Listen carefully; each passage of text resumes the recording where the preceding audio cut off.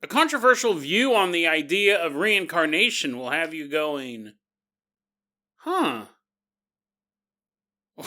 Hopefully it's a little more energetic than that, but it's a weird take. And then we travel to Colorado to take a nice leisurely walk around the Rocky Mountain National Park. So throw on some sunscreen, put on your hiking boots, and grab a backpack full of supplies.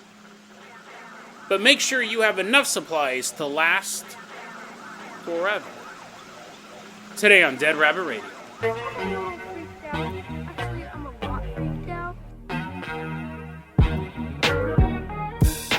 Hey everyone, welcome back to another episode of Dead Rabbit Radio. I'm your host, Jason Carpenter. I'm having a great day. I hope you guys are having a great day too. I hope you guys are having tons of fun doing whatever you're doing. I hope you guys have some awesome plans for the weekend. I'm trying to think of what I'm doing this weekend. I don't know of anything that's coming out. I need to go see Expendables 4. I do need to go see that. I've seen the other 3 in the movie theater.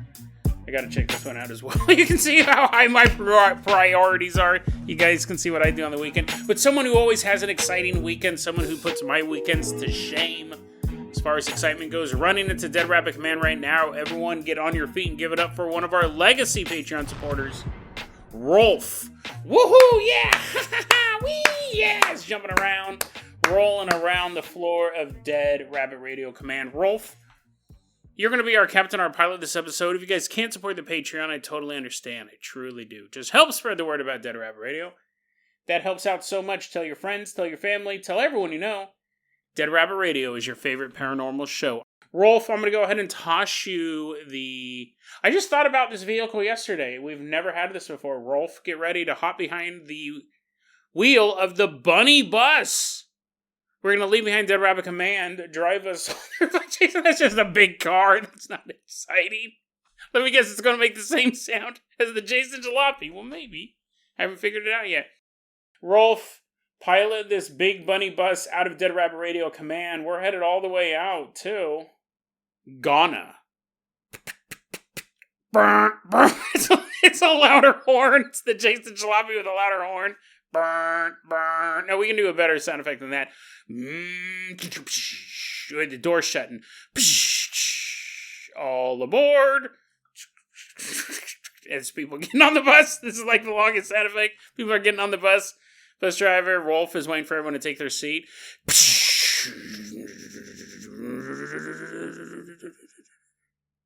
We're headed all the way out to Ghana. I got to give a shout out on our Patreon Discord.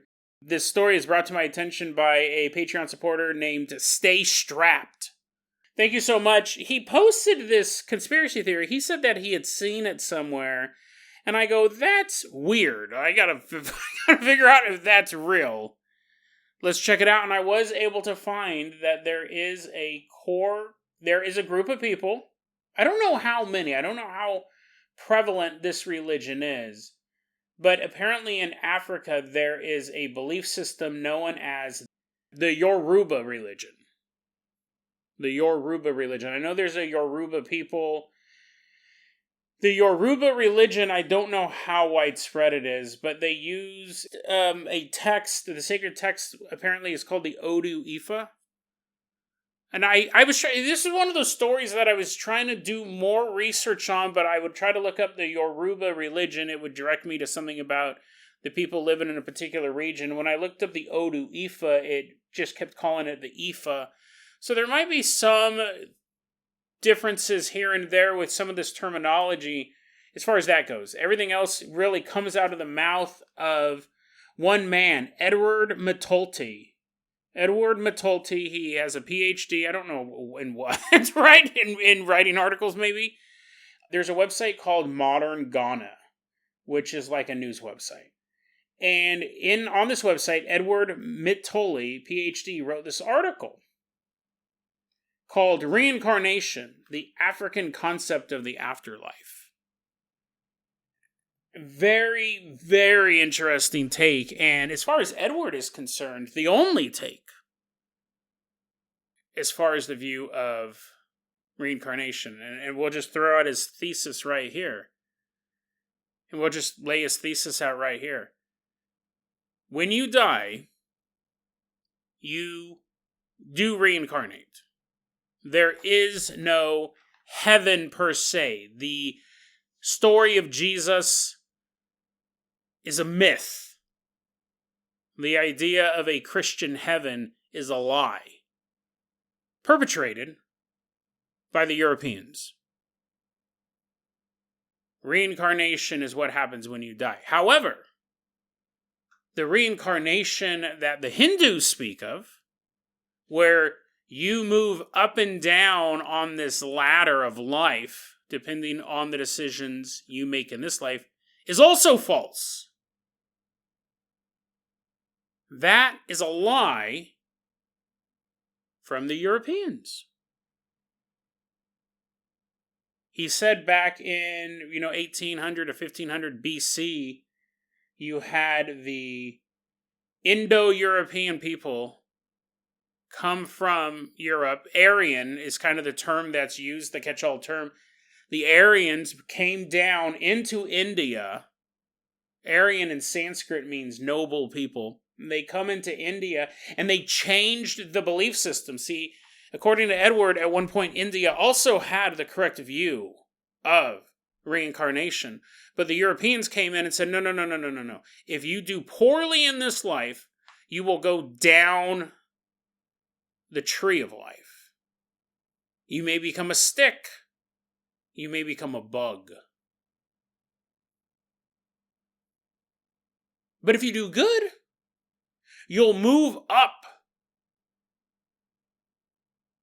And specifically, as far as this caste system goes, you can move up the higher levels. Eventually, if you're good enough citizens of India, you could become one of us. You could be reincarnated as a white person. You can be one of the nobles. And Edward goes, it's false. That is 100% false. While that might be the most popular form of the theory of reincarnation, that if you do poorly in life, you are punished as a bug or whatever, or maybe you're doing middle class in this life, you do poorly, you make bad decisions, you hurt people, you'll be poor in the next one. You can move down just the human ladder. You're not always going to become a dung beetle. You're like, oh man, you cheated on a test. You're like, well, not moving up this time. You blow your brains out. You're like, I'll be a dung beetle for a while, and then I'll not cheat on a test again. You might just drop down a little bit, but he goes, that's not how it works. He goes, that is another lie perpetrated by the Europeans. Christianity is a lie perpetrated by the Europeans. They came into Africa to tell us that if we do good in this life, we can, and believe in their God, we can go to heaven. He goes, it's a trick. It's all a trick. There's only one way to reincarnate. This is absolutely fascinating theory. And again, thank you, Stay Strapped. I had never heard of this before. According to Edward, you will reincarnate when you die. But there is no ascension. No matter how good you are in this life, no matter how many lives you've lived, and you're just become a better and better and better person with all the experiences and all this knowledge of this old soul, no matter how good you are when you die, you will always be reincarnated back onto Earth. There is no escaping. There is no you leaving Earth.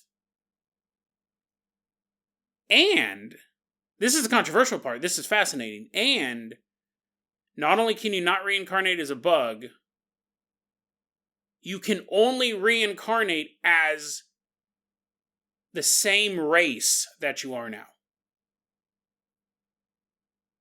If you are black, you are always black. And you will always be black. And there's nothing you can do to change that. You will always be a black human. You may be a man, you may be a woman, but you will not become white, or Hispanic, or Asian, or Native American. And you never were any of those things. If you are black now, you have always been black since the dawn of time. And your goal is not to become a better person. You're not reincarnating so you, as an individual, are learning lessons and changing your life for the better until eventually you reach enlightenment. No. Your goal is to enlighten and lift up the rest of your race. You cannot achieve enlightenment and escape into paradise, into the pure nirvana.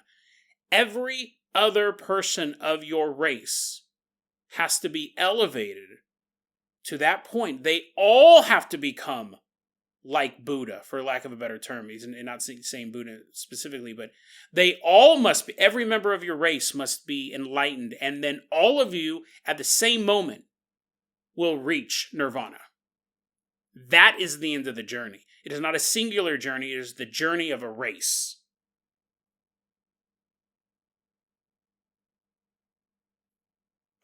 Fascinating.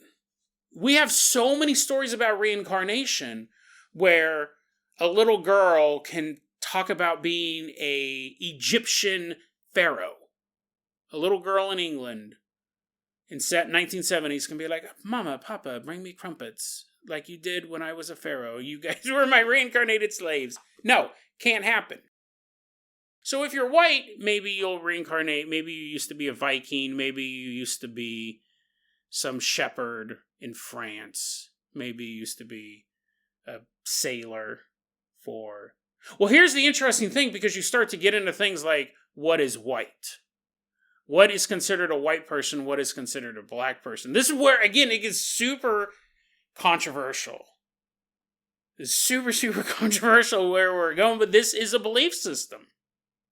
And before we get into that, because that is super fascinating, before we get into that, he lays out his argument pretty well. Like, I don't agree with it. I don't agree with any of this stuff. I definitely don't agree with where we're going. But he lays everything out. He's obviously studied this. He believes it, and he's able to go, well, what about this? What about that? And he goes, listen, the thing about reincarnation is people go, that this doesn't seem fair. If I'm doing really, really good, and then I'm just reincarnated back into the same life, the same level that I am now, then what's the point of doing good? What's the point of living a good life and learning these lessons if I'm not going to reincarnate up? If there's thing that, I have to wait till everyone of my race reincarnate, okay, that's whatever, but why should I go out of my way to be good? Why should I go out of my way to make these changes and learn? This is what Edwards says about this quote. For Africans, being a good person is not if you follow the 10 Commandments in a book, but about how hard you work to improve the conditions of your people. Thus, if you did this in this life, your reward is that when you reincarnate, your people will be in a better position. If you did not work to improve your people, then when you reincarnate, your people will still be weak. And you're like, okay, so again, I don't agree with this, but from that logic, if you are like, you know what, it doesn't matter, I'm just going to sit and watch television. If I truly believe this, I'm not going to bust my ass, right? I'm not going to try to be like the Buddha and try to enlighten myself. What's the point? If you're not out there on a daily basis, really, lifting up your race, when you reincarnate, you're going to be in the same position, probably worse off. And it won't just be you, right? If everyone is out there, and you're like, Jason, doesn't this eventually end in a race war if everybody's doing this? Because he's saying this doesn't just apply to Africans. This is every race. If every race is constantly trying to be better, how does this end? How does this end? Again, we'll get to that. He goes, here's the thing. The white people understand this. Edward goes, the white people totally understand this. That's why they've sold us the false goods of Christianity. It's all a lie. The Hinduism form of reincarnation, the Christianity, it's all a lie, and they know it's a lie. And the whites are trying to lift up their people and keep everyone else down. And that's why they are so into generational wealth. They're into passing wealth down to the next generation, so each one is getting more and more enlightened. They have more resources, they can do more things. And he goes, the white people are learning that they've been doing this for centuries, if not a millennia. And we're not doing it. We're worshiping, we're going to churches. None of this stuff is real, and that's keeping us down. And if you go to church and you tell other people to go to church, when you die, you're going to reincarnate, and your people are going to be in a worse position because you didn't lift them up. You bought into the falsehoods, and you sold those falsehoods to your black brothers and sisters. Now, this is where it gets controversial. You're like, what? Wasn't the race war? Okay, no, wasn't the race war, but again, he has an answer for that, and the answer may surprise you. This is the super controversial part, because here's the thing. He goes, if you are black, you can only reincarnate. You guys kind of figured this was coming. You're like, oh, I'm sure I'll have to address this. If you're black and you die, you are reincarnated as a black person. He goes, generally it's by families. Like, you'll see, like, grandpas come back as great-great-grandchildren. A lot of times you'll kind of have this familial or just lineage even. It's not just the same 5 people going back and forth, but like the ancestry. You'll have people kind of go through. And the lineage, you obviously have big families and cousins and everything like that. That'll happen. But I think it's also just generally, that is a big component of it, but the race in general. He goes, here's the thing though. If you're a black man and you die, you can only reincarnate as a black person. And most of the time it's into your own bloodline.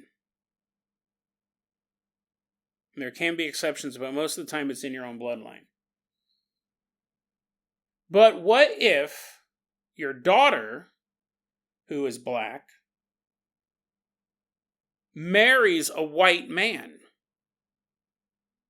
and has children that are mixed race? According to Edward, if the child is truly 50% black and 50% white, then one of those souls, either a white soul will be in that child. No, guys, I know. Either a white soul of the white man's family, the white man's lineage, will be reincarnated into that child, or a black man or a black person's soul from that side of the lineage into this mixed race child. And he goes, but that's if it's 50-50, and it's never 50-50. He goes, imagine, he specifically used the example of Barack Obama, of President Obama. He said, President Obama was half black, half white. And Michelle Obama was 100% black. So their children were, roughly, I know it can get weird with genetics, but like 75% black. He goes, those 2 daughters are 100% the soul of a black person went into those daughters. But Barack Obama's half black, half white, and he married a white woman. Her 100% whiteness and his 50% whiteness would guarantee those children would have the souls of white people in them, regardless of what their complexion looks like. He goes, it's about the genetics. He goes, if it's 51%, and that's the way genetics, a lot of times, people are so mixed now anyways. He goes, if it's 51% white and 49% black, there's a white soul in that child. And your black ancestor is now trapped in the void. Your black ancestors, and really not ancestors, we're talking like grandpas, right? These are people that you may have known. It doesn't have to be long off in the lineage. He goes, your black relatives can only reincarnate into a black body.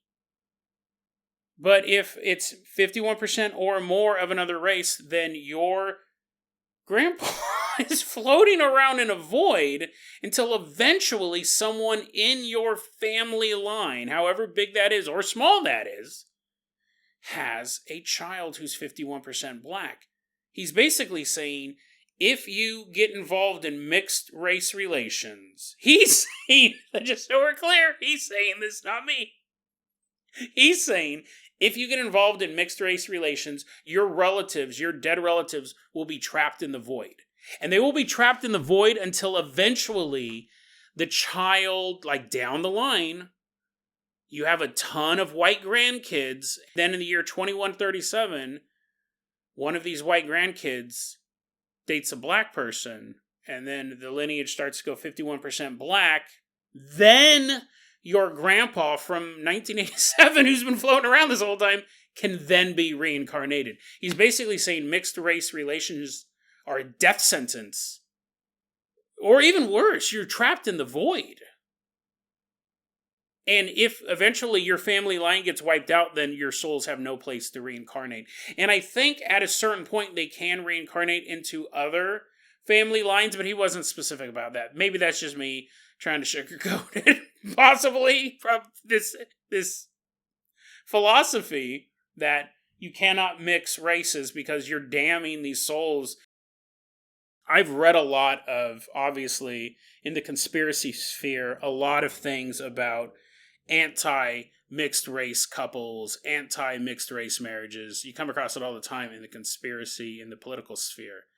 This is a first. I've never heard that you'll get damned to the void. You'll be floating around in purgatory until you can tilt that back. Like, he's basically saying, don't do this. You're damning your... And here's the thing. Not only are you keeping your loved ones from re-entering the world, you're destroying, or definitely slowing down the chances of your race reaching this enlightenment level where they can all reach enlightenment, all ascend at the same time. There is no individual ascension here.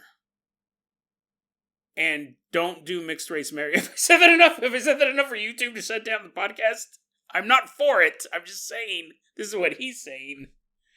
So, and again, like, talking about the family, he did have this interesting thing, because, again, it's fairly controversial. I think even in Africa, people would be like, Edward, come on, bro, this is pretty messed up.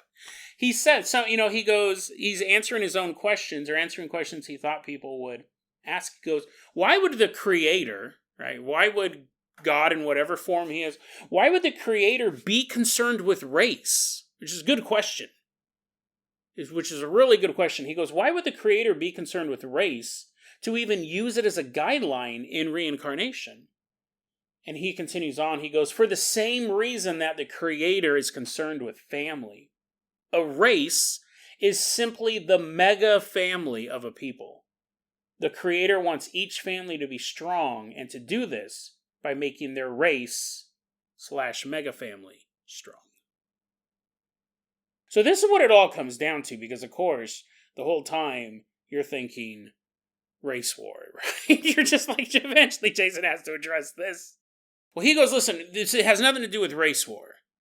This has nothing to do with race war. He goes, you can elevate your own and admire the fact that other people are able to elevate theirs. He goes, all races should be equally strong. And we can all work towards that within our own race. He's not talking about any sort of like crossing the lines or anything like that. But he goes, all races can be equally strong. We can all ascend in our own way. Now, beautiful thought. But then again, I did just list all the ways that generally when two groups, whatever they are, religions or races or political factions, gang territory, anything, two real estate developers both trying to corner the market, eventually they both will get strong enough that they're going to have to butt heads. One of them is going to have to back down. It sucks. We see it everywhere. Now, I would assume that if you're one step below enlightenment, maybe you become less aggressive. Naturally, yeah, if you have two competing empires and they're both becoming equally strong and maybe one's getting a little stronger, they'll go to war. We're talking about moving up the spiritual ladder. It's not about one race conquering the others. It's not about an all-out race war. That's not the point. If you do engage in a race war, if anything, that's going to make your whole people fall down the ladder. And you'll be in a weaker position. It's a fascinating look at reincarnation. It's one that I've never heard before. Definitely, to say it's controversial is pretty accurate, right? It's anti-race mixing, but it's also anti-race wars. So, between the two. I would like to think, and I do think, it's not that I like to think, I believe that the soul is not, and people can disagree with this, sure, but I believe that the soul is not linked to the color of your skin. I don't think that those two things are connected at all.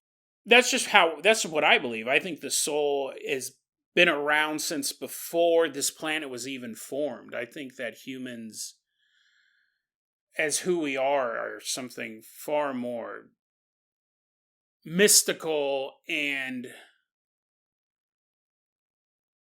elevated than just the color of our skin. The same way I would think that if you were born into, if you as a human have really, really good eyesight, you have great eyesight, you can play golf because you can see the shades of green just perfectly as it lays over the grass. It's something that, it's a skill that doesn't serve you in any way, but somehow you find yourself to become a good golf player because you have this gift. You have just really, really good eyesight. I don't think your soul had great eyesight.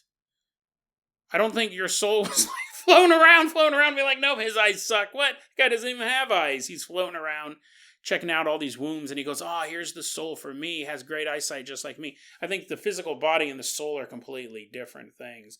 I'd love to believe in the idea of reincarnation. I think it's a great idea. I love it. And I would like the idea of experiencing different lives in different cultures and different races throughout the journey on Earth. But very interesting religious view from the side of, no, you can't do that. You're only reincarnated as your race. Rolf, how much time do we have left? We spent a lot of time on that. This time sync story, I really want to save. So I'm going to do this. I just typed this story up today, and it's so short, and I was even thinking, like, where would I be able to use this one? I love it. Rolf, let's go ahead and toss you the keys of the Carpenter copter. We are leaving behind Africa. Fly us all the way out to a beautiful home.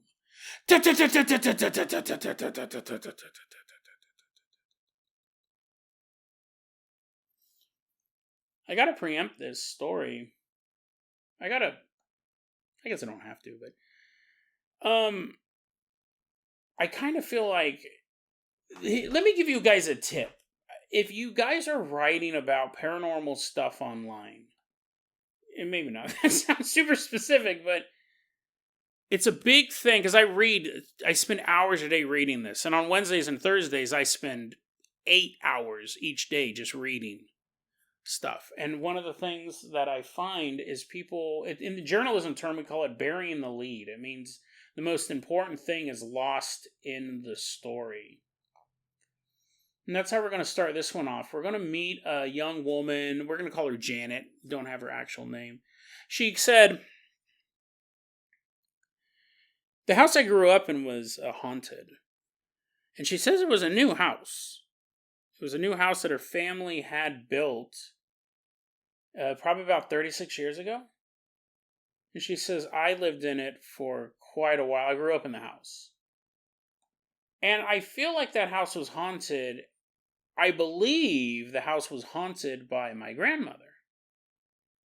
Janet says when I was 7 years old, that's when my grandma passed. And after she had passed away, I would feel her presence still visiting our house. She didn't live with us, but, this is where her family was. She would come and hang out. And she goes, I could tell that she was here because she smoked cigarettes. And every so often I could smell the smell of cigarettes. No one else in my family smoked. She goes, sometimes I'd be sleeping and I could feel someone poking the top of my head. Or I'd be sleeping and I'd feel someone put their hands on mine, like trying to give me some sort of comfort.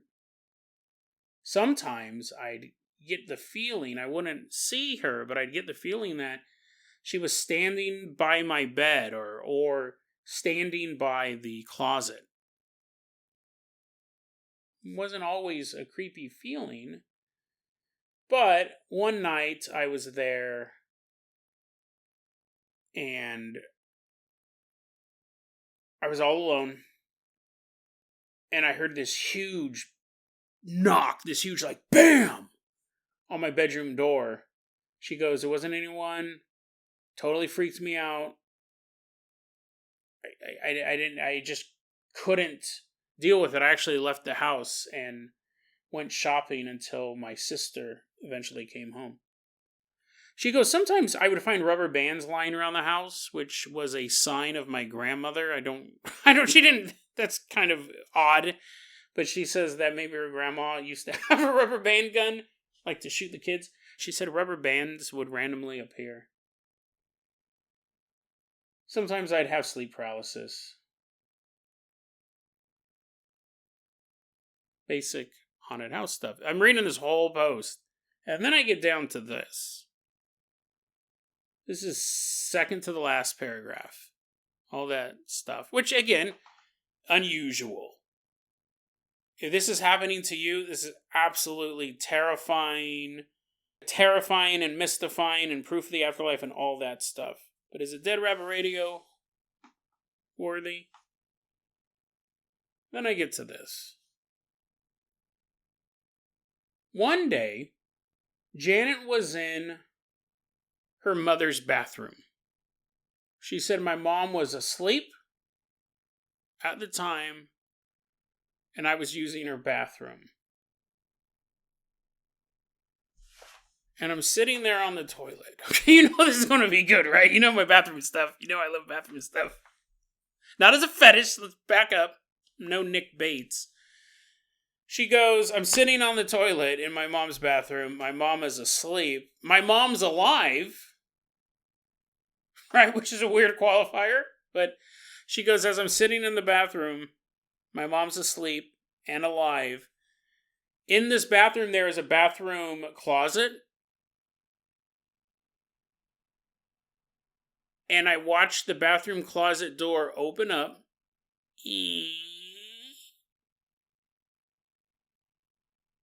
And out walked my mom.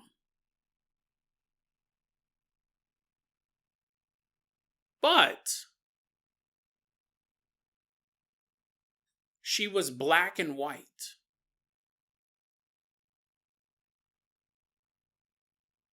What in the world is that? Like, that's the only thing you need. That was the only thing you needed in this long post about rubber bands. Because while all that stuff again is interesting, and I'm sure for Janet, she posted this online under the name Special Discount 881710. But there's that. See, here's the thing. Dead Rabbit Radio, me, you, we are aficionados of the paranormal. We've explored the depths. We're always looking for the craziest stuff. Banging doors and smells of cigarettes, while cool, paranormal for sure. A black and white version of a living woman stepping out of a bathroom closet? Like, how do you even classify that? What is that? Did she talk to it? Did it fully emerge? Did it walk out of the closet and then out of the bathroom? Did it disappear after it stepped out? I mean, some very, very serious questions left unanswered. Second to the last paragraph. A black and white version of her mother walked out of a bathroom closet. I've never come across anything like that before. Never, as far as I can think of, as far as paranormal goes, we may have seen something interdimensional or alien on this podcast, but even then I'm struggling to remember a black and white. Well, here's the thing. I think it's a ghost, but I don't know what it is. I have no idea what this is. The fact that it's black and white really throws it all for a loop. A black and white version of my mom walked out of the closet. Absolutely bizarre story. And in one aspect, it almost feels like it's a footnote to this episode, right? That's like the last 5-10 minutes. And I love the first story as well, but this this encounter is more than a footnote in the world of the paranormal. If this is a true story, if she actually did witness this, this might rank up with one of the most bizarre sightings of a whatever it is. I mean, when you can't even classify it, and that's one of the things I love covering on this show is stuff that's just so out of the box we can't classify it. Everything else she encountered is pretty typical haunted house stuff. A black and white version of the mom sneaking out of a closet. Oh, and again, that's the question. Was it sneaking? Was it walking proudly? Did it not want to be seen? Was it surprised that Janet was in the toilet? Did it expect her there? Did it? Who knows? Absolutely bizarre. It's one of those stories that's so weird, it's downright creepy. Like, it's even creepier than the normal doppelganger. If you saw what you thought was your mom in the basement trying to get you to come down, right? She's like, hey, I need help setting up my phone in the basement. You're like, okay, Mom, I totally know you're a doppelganger. Because you don't hang out in the basement anyways. And I set your phone up yesterday. It took me 45 minutes, remember? Yeah, I know, but I got an email, and I think I got 10 viruses on it. Come on down here, sonny boy. It'd be creepy enough, and then you hear your mom upstairs being like, hey, my phone's not working. My phone's not working. Can you come upstairs and fix my phone, sonny boy? And you go, that's my real mom. That'd be creepy enough, but if your mom's black and white, you're like, no, Jason, they'd both be creepy. I get it. The black and white one's weirder looking. But a doppelganger's a doppelganger. Was this an unfinished doppelganger?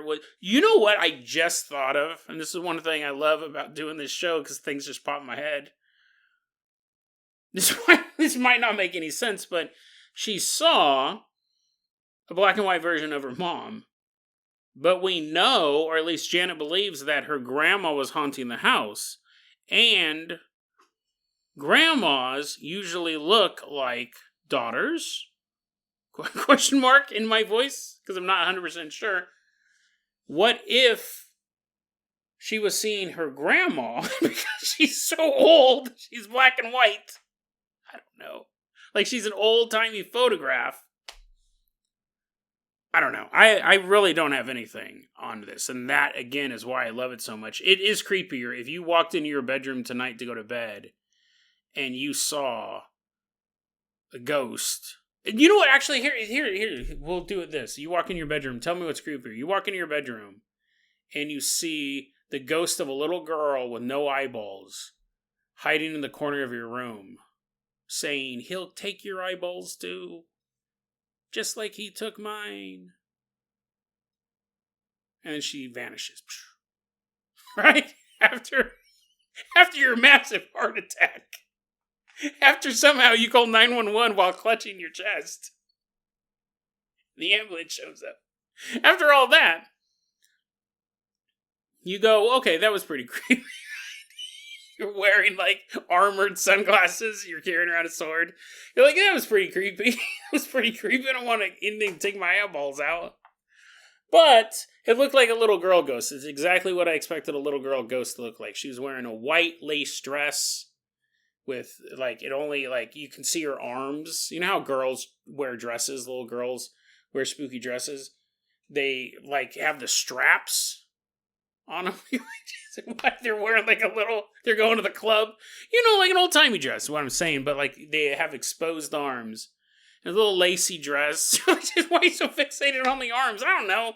I'm trying to do theater of the mind, okay? Just imagine a little girl in a creepy little dress with stringy... Maybe not stringy, well, straight black hair.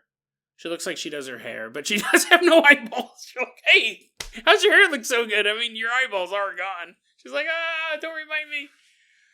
She looks like her hair's combed occasionally. But you know what I mean? She looks like a normal girl with no eyeballs who happens to be a ghost. Or you walk into your room, your bedroom, and you see a white sheet floating in the air with two eye holes cut in it. Like, it's totally stereotypical ghost. And you first think it's like someone you know pretending to be a ghost because it looks so stupid. And then you realize there's no legs. You realize that it's actually it's a dirty sheet off your bed. It's all these gross stains. He's this is the only sheet I could find. The comforter was too heavy, so has all these horrible stains on him and stuff. And he's floating there, and you're like, oh man, I probably should wash that sheet just in case it gets possessed. And it's floating there. And it goes... No, actually it doesn't say anything. It doesn't say anything because I can't think of anything creepier. I can't think of anything creepier than what the little girl said. But tell me what's scarier, because the little girl, you could look at it and go, that is a ghost. That's a ghost. And while it says something creepy, it totally fits my idea of what a little girl ghost looks like. The second one is so ridiculous. It's just a floating sheet, even if it didn't say anything. Here's the other thing. You can never tell anybody the second story. People would laugh at you. People would laugh in your face if you said, like, hey man, I came home last night and a sheet was floating in the corner of the room with 2 eye holes cut in it.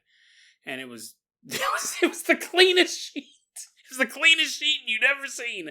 Just floating there. No nacho cheese stains. Nothing. just chips are crumbling off of it. It's all making all these noises. You wouldn't be able to tell anyone about it. You wouldn't be able to tell anyone about it. I would argue it would be creepier. I think a black and white... I totally forgot about the black and white ghost. Right now you're listening to this podcast with your eyes closed. You're like, don't take my eyes. Is this a cursed episode? Am I going to get my eyes taken out? You're like, I totally forgot about the black and white mom thing. I was also pretty kind of preoccupied with the coming race war. And then you're like, let's talk about a ghost. Let's find some random story. Like, Jason, I'm terrified. This episode's... I'm getting my eyeballs ripped out. Anyways, the black and white ghost. It's creepy because it's so weird. I've never come across anything like it before. And that does make it unbelievably odd. It's not just a footnote in the paranormal. Even though it did kind of pop up randomly at the end of this episode, I think this will be one of those stories. This will be one of those stories that I now want to start looking for other versions of this. Other versions of ghosts or the paranormal that's not color corrected for reality. Because there really is something happening here. There's a mechanism. There's a reason why it's black and white. And let's find out why. Like, this is one of those things, like, there has to be other cases out there like this. We've come across aliens that were, like, yellow, like a yellow beam or a yellow light, but this seems so much more different than that. Maybe it's a one-off story. Maybe we'll never find anything like this again. Knowing me, I might have covered something like this 500 episodes ago, and it just got lost in my mind, but it's possibly this is one of not many encounters, but more than one encounter, and maybe we'll find out what could be behind this, because again, it's just one of those weird pieces of that paranormal puzzle that we're always piecing together. And I don't think the puzzle will ever be solved. I don't think it will ever come to any grand conclusion. I don't think there is a way to solve it. We just fill in a small piece of the puzzle, and then the rest of the borders go on forever. Like, we'll always be on this, but it's the journey, and it's the journey we're taking together, and that's one of the things I love so much. And also, I want to end this episode, too, by saying this has been my birthday week, and I've had fun doing these episodes. Like, and for a brief moment, I thought, maybe I should take my birthday off, because the show does, obviously, there's a lot of work that goes into the show. Almost 25, 30 hours a week to put together these 5 episodes. And for a brief moment, I thought, that'd be kind of cool if I took my birthday off October 4th and didn't have to do an episode. And I thought, that would be like not having birthday with my friends. like, to not put out an... You're like, Jason, you did that last year. I don't know, maybe I did. I don't remember. I don't remember when I took breaks, but I thought it would be nice to have a day off to just relax. But I go, that would be the same thing as calling up my friends and being like, I don't want you to come over. It's my birthday. I want to celebrate it alone. It just didn't make sense. There was that brief moment I go, maybe I'll have a short week. But I was like, no, that's dumb. Like, I love doing this show. Sometimes it gets really hard. Sometimes I start to get burned out. I'm not going to lie. But that's why I take my 2-week breaks. I'll have one coming up at the beginning of November. And, get back in the zone and be back here with you guys because I love it. So 5 years doing the podcast. I've been doing it since I was 42 years old. I turned 47 on October 4th, and I'm glad I was able to keep putting out episodes for you, putting out episodes in the future. You guys have an awesome weekend. Expendables 4 still in the theater. Check it out if you want, or not. You don't have to. deadrabbitradio@gmail.com is going to be your email address. You can also hit us up at facebook.com/deadrabbitradio. TikTok is @deadrabbitradio. Dead Rabbit Radio is the daily paranormal, conspiracy, and true crime podcast. You don't have to listen to it every day. I'm so glad you listened to it today. Have a great weekend, guys.